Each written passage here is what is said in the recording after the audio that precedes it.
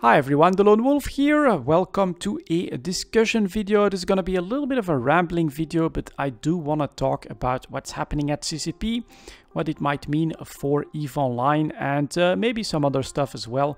We'll see where I go with it, but I mostly want to make this video for potential new bros that are on the channel and that may have come across some posts on Reddit or perhaps follow some devs on Twitter and have seen that CCP has had to lay off quite a few people. So basically CCP is restructuring because they are stopping their focus on VR, and as a result they are, I think, trying to sell their VR department and the Newcastle development studio.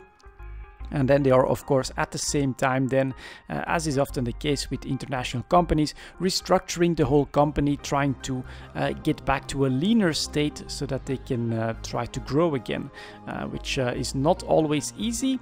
And at this point, I mean, they must have got pretty damn deep, because I was personally very surprised to see that CCP Manifest, who has been working for CCP for 10 years, and CCP Logibro, those two guys are like the most visible and some of my favorite community development guys, and I'm quite surprised to see that they got the axe, because while I understand that from a business perspective, I guess that community development is always the easy target. When it comes to EVE Online, it's such a unique game where the community is so important.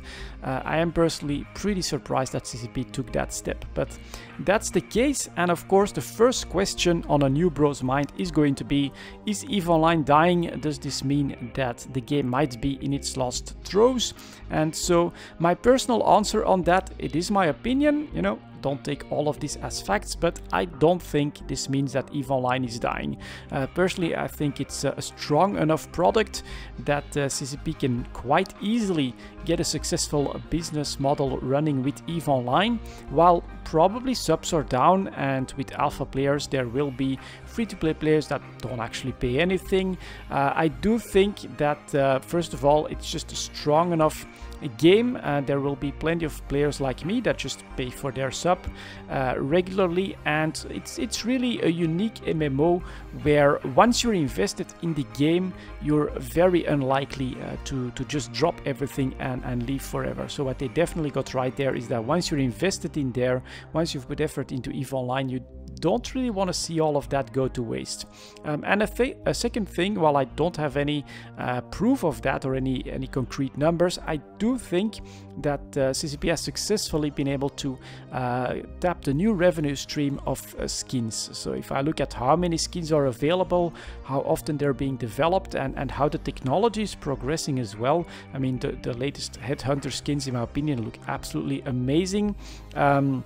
I think that is a strong indication that it's going very well and that it's a successful revenue stream for CCP, and that only adds to the potential for EVE Online, I think, for its future. So I don't think EVE Online is dying, but I do think, of course, that EVE Online is changing, and I think it's changing because the industry as a whole is changing. And from this point here, I actually want to talk a little bit as both a consumer of games. I'm an avid gamer, I play lots of games, you probably know that, and I also am like a hobbyist content producer, and that means that I have this one perspective where I can understand how difficult a situation CCP finds itself in, because when you're doing YouTube or when you're a developer in the games industry, you are competing in the attention economy. You're basically competing for other people's free time and other people's disposable income in the case of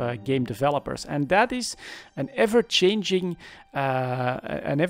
market that is very, very difficult to navigate.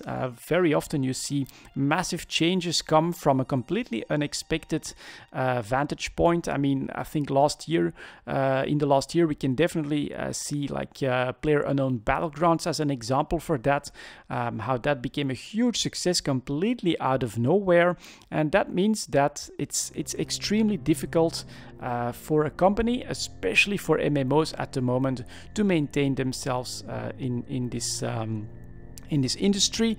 And so yeah, that is basically the reason, I think, why all of this is happening. CCP has a business model. They tried to get ahead of everyone else basically on the VR bandwagon, but that market just isn't there yet. It's not mature enough. It's probably not growing fast enough either.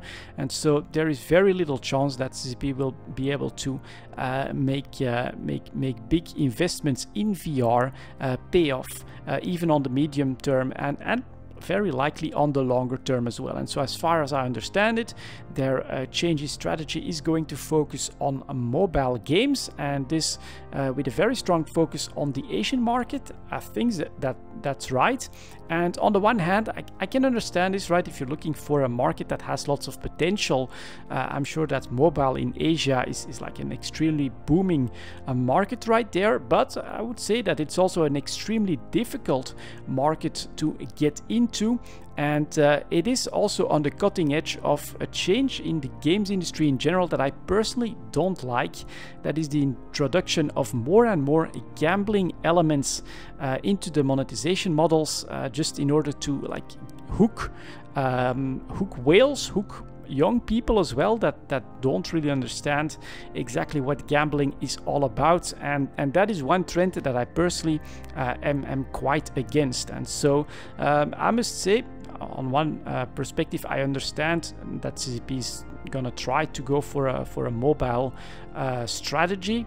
It's just, or I can already tell you, it's not gonna be for me. Even if CCP comes out with a mobile game, I have absolutely no interest in doing that, or even in checking that out. I do know that Project Nova is still in the works, and that is one that I am keeping my eye for, but my platform is PC, and I absolutely abhor the general trends in monetization when it comes to the mobile market that is now also seeping through the AAA market and in the PC gaming market. That is something that I will personally never participate in, and that is, as a consumer, I must say, keep that in mind, right? All these companies are competing for your free time and for your disposable income, and I think we have sort of a responsibility there to try to stem the tide when it comes to all of these gambling, loot crate shenanigans that we're seeing seep in to even some of the most awesome looking games like Shadow of War.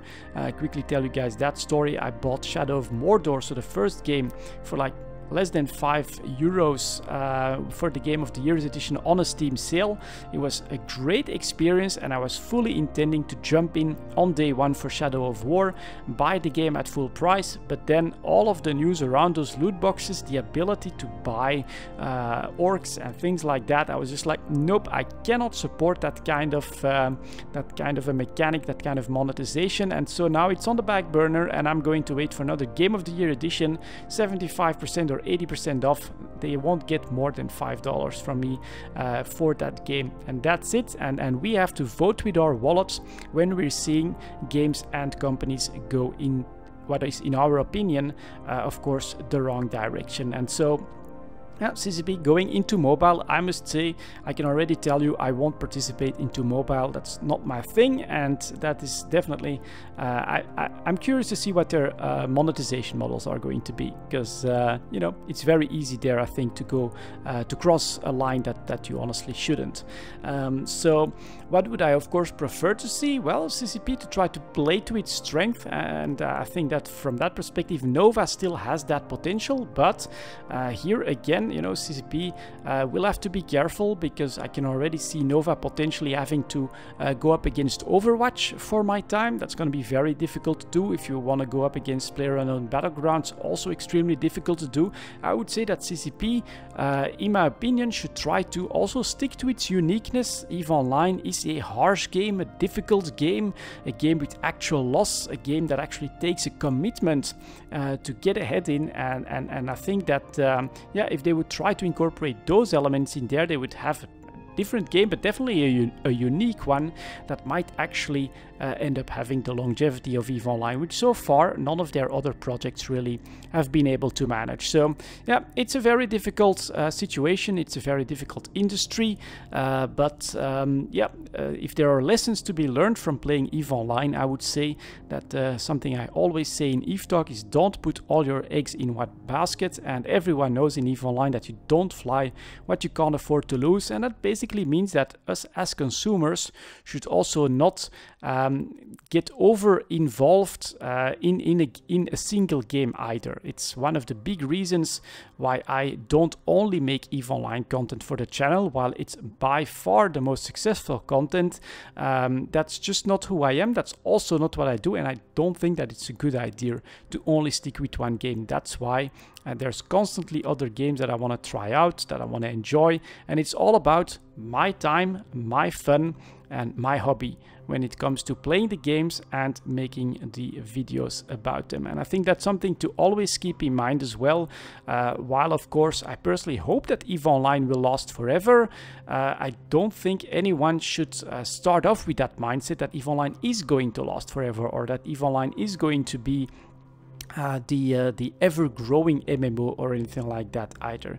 Keep your feet on the ground and yeah, just go with the flow. But first of all, as a consumer, put yourself first. And I do hope that everyone at CCP, of course, that has been laid off will find a new and maybe even better position. I wish them all the best of luck, but it's a very difficult games industry in general out there. There are very strange things happening there as well, which I personally don't like. And as a result, at the moment, CCP is gonna try different things, not all of which I personally agree with, but we'll have to wait and see. I still believe in EVE Online as 100%. I'm still going to play the game, pay my sub, and continue to make content about that. But we can only know what the future will tell by experiencing it.